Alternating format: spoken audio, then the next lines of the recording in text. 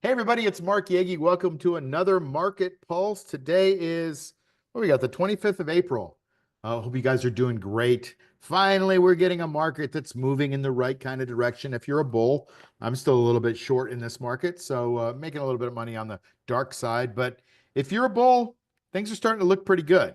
Now, I don't want you to get too excited because I want to show you some interesting things that I'm seeing on the chart. I think they want you to get excited. So let me show you what I'm talking about. First of all, we've got an interesting market. So this was last week. This week now we've got 3 greens and a red light.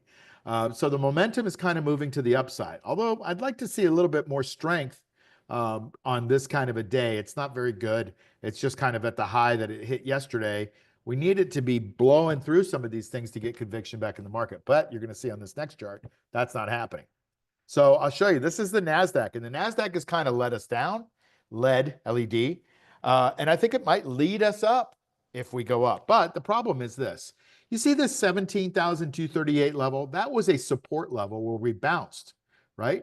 And we bounced up to 18,281. Not a very good Fibonacci bounce, frankly. It was a weak bounce. And then it came back down. Remember I told you about that dreaded H pattern? You see that on the screen there? A little H that I'm drawing, a little down with the upside down U. That's the bottom of the H. That's where it broke down. Well, it did. It broke down there on the bottom of the H with a gap down, then another gap down the next day, and a beautiful hammer candle on decent volume, where now it came back up and now it's bouncing into this support line, which has become resistance. Okay, you can call this technical analysis stuff that I do voodoo, or you can say human beings have a way of making these things come true. And that is what's going on. So to me, it looks like if we don't get some real strength up through this, yeah, we could get a few days of tika, tika, tika, where it goes up a little bit. But if we don't get some real strength going up in that, I think we're going to come back down the other side. So I think we might be establishing a kind of a consolidation down here where we get rid of the old sellers and we bring in the new buyers. And there's that exchange that happens at capitulation spots and consolidation spots, and the buyers fight the winners, and the gladiators win, and all that kind of stuff. That's what goes on in these markets. That's what charts show us. This is nothing more than what William O'Neill, one of my distant mentors, calls human emotion on parade, right? These blue candles are euphoria and the red candles are fear. Okay. And that's what it's showing us. We're saying, this was a lot of fear, and you know it if you were in the market. You felt a lot of fear when this thing was going down. Your account was going down. You were like, oh my God, what am I going to do? Trump this and tariffs that and Fed this and whatever. And you were trying to wrap your brain around it. And that's all emotional. Okay. So remember, emotions is the enemy of intelligence, right? When emotions go up, intelligence goes down. So we want to stay intelligent. So look at that chart. And now I'm going to show you the rest of it. By the way, there's a death cross here, which just seems to be showing up on a lot of charts. Death crosses are not good. That means the sellers are in charge until otherwise proven guilty or whatever, right? So here's the S&P 500. See that little fake line? It's right there. Same exact pattern. Same exact thing. That's 500 stocks, not all techs. Here's the 30 Dow, biggest Dow stocks. Now they couldn't even make it back to that 4661 line. Will they? I don't know. Death cross. See that? Death cross right there. New York Stock Exchange Composite. This is like 3,000 stocks. Death cross. Same little support line. Can't get above it. That's a problem. That's a problem. So while it might feel like we're green or yellow, or we're actually officially yellow, we could go green tomorrow or by the end of the day. Right now, we're still yellow, which means we could go down the other side. Like you could stomp on the accelerator, go through the light, or you could hit the brakes and have the guy behind you hit you in the back, right? Whatever. So let's take a look at the volatility. It was up at 60. Now it's down below 30 at 25. That's really good, but it's not down to the 200-day moving average, which was about 20. We want that level to start getting established, because that means that people are going to take their money off the sidelines and they're going to start investing, because right now there's a lot of fear. All right, Apple. Interesting, same pattern, right? From 250 down to 208, bounced to 225, down to 169. Can't get above this little line here. Will it? Maybe. Gapped up 3 days ago, like a lot of them. But, this is not a strong chart. This is a weak chart. I'll show you a strong chart in a minute. This is a weak chart. You could tell the difference when something sucks and when something's really good. This sucks. I like Apple. Don't get me wrong. I use all their products. But I don't care about the products. I care about the stock right now. NVIDIA. This doesn't look very good either. Another death cross. Look, Apple death cross, NVIDIA death cross. Well, it's not. That's because it's not performing well. It can't make any new highs. It keeps bouncing into these resistance levels and 50-day moving average. It can't even get up to the 50-day moving average these days. It can't even get up to 115.10, which is where I think it's heading. By the way, I think it's going to go up a little bit more, but not that much. Look at the volume. Nobody's convinced that it's going up. You see what I'm saying? MicroStrategy, this is a little different. It bounced off the 200-day moving average a couple times in here, and now it's off to the races. It hit that 343.59, which is a resistance point, bounced through that. Decent volume, not great. I'm going to say it's not great. And so I think it's going to the 404.42 before it peters out. Maybe. We'll see.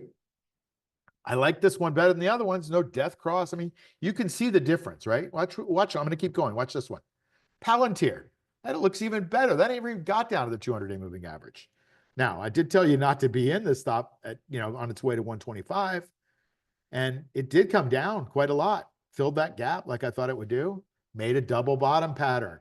Broke out from the 98.27 level above the 200 or above the 100 price. This thing's kind of off to the races right now. It's on a breakout officially in a yellow market, in a red market. It's been building cause to go higher. You can see the difference in this chart, right? It's not brain surgery. Stick to good charts, guys. Stick to good companies, good stocks, I should say, not good companies. They're all good companies. Here's the other side of that. You think that looks like a good chart? That's a dog chart, okay? I love Tesla like the rest of the people. But, all the stuff that's going on in Washington and people putting putting their initials in the side of Cybertrucks, this is not good for the company. Look, 40% loss in earnings per share or decrease in earnings per share. The stock is up on, good news that Elon's coming back to work there, but it needs a lot of help. There's a lot of people selling. All these people want to sell when it gets back up to their price. They want to sell. So I believe that the stock has got a good chance of consolidating in here. I wouldn't be buying this thing until it proves itself. Okay. Amazon doesn't look good. Death cross happening this week. We've had a few good days on low volume. I don't like the low volume. This is not a good chart either. Why not? Fundamentally, you lose a bunch of your products that come in from China. They start charging more and more. You're going to have to raise your prices. All the vendors inside of Amazon are going to have to raise their prices. Fewer people are going to buy. It's going to put margin pressure, blah, blah, blah. Everybody knows that. So look at that downtrend. This is a kind of a dog chart too. I mean, I don't think there's any problem with Amazon if you think 5 years are we going to have a world with Amazon. And if we do, then you should probably be doing some of my cash flow machine strategies where you're collecting income while the stock goes up or down or sideways or whatever. And get income at least while you wait, because the stock doesn't look very strong to me. But Netflix looks really strong. Look at the difference. It's like the angels come out of the sky and sing when one of these stocks comes up. And one of my mastermind people noticed that this was looking like it was at the right spot on the chart this week. And he said, what about that Netflix? And I was like, oh my God, I haven't looked at Netflix in a while. That's what happens, guys. You forget about these stocks and then they go up on you very quietly. This thing has got a beautiful double bottom pattern where it's broken out. It's in the 5th day after a breakout. And it's already up, 10%. So, this is the kind of stock we want to be in on when we get the opportunity. And look at the chart. It's so much better than the other stuff I just showed you. Microsoft, back to the devil is talking, not the angel, right? This thing can't stay above its 50-day moving average. It's bouncing into it. It's doing another bounce today. Will it hold it? Doesn't look like enough volume to me to make any kind of difference. I think it's coming back down to that 344. I don't know. It's just how I read the chart. All right. So that's it. Let's leave it there. The market's shifting. We've been in this little kind of malaise for a while. I think we might have some more, but that's just what I think. When it comes to playing the market, I use my system. When we're yellow, that means I'm like getting my buy list ready, or I'm getting my short list ready. But I'm in that transition where will the trend continue and go higher now, or are we going to turn around? Well, we'll see.